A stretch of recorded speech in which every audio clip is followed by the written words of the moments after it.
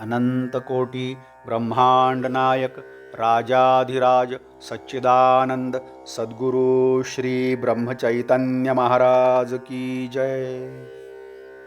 श्रीराम समर्थ। 14 डिसेंबर। नाम घेताना मनात एक परमेश्वरच पाहिजे। खरोखर भगवंताला आपल्या प्रेमाशिवाय दुसऱ्या कशाचीही गरज नाही। ते प्रेम आतून यायला पाहिजे।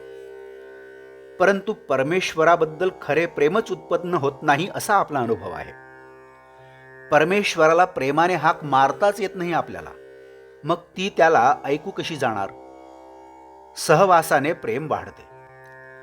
आगगाडीच्या 4 तासांच्या सहवासाने जर प्रेम उत्पन्न होते, तर नामस्मरणाने प्रेम का उत्पन्न होणार नाही?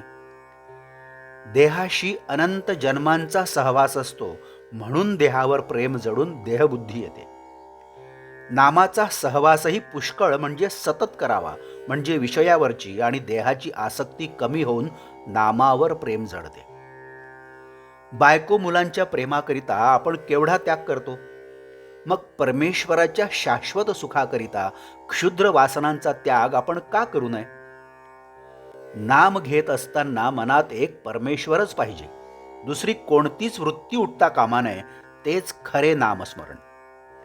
विकार हे काही मुळात टाकाऊ नाहीत, ते भगवंतानेच दिले आहेत, म्हणून त्यांना जीवनात योग्य स्थान असेलच असेल।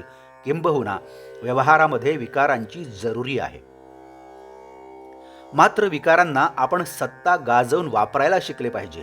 विकारांनी आपल्यावर सत्ता गाजविता कामा नये। समजा राजगिरा आणि भुईमुगाचे दाणे मिसळले आहेत, ते वेगळे करायचे असतील तर त्यातले एक काढले की दुसरे आपोआप शिल्लक राहते।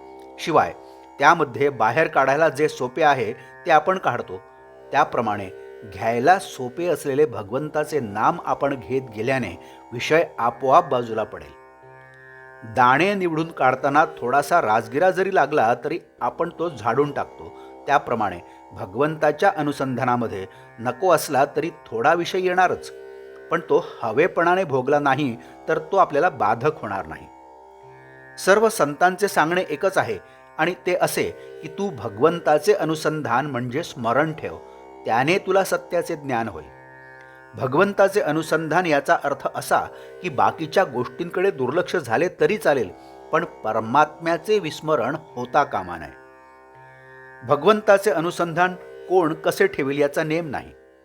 कोणी पूजा करून ते ठेवील, तर कोणी भजन करून ते ठेवील, कोणी नामस्मरण करून ठेवील, कोणी मानसपूजा करून ते ठेवील, तर कोणी चित्रकलेमध्ये सुद्धा ठेवील।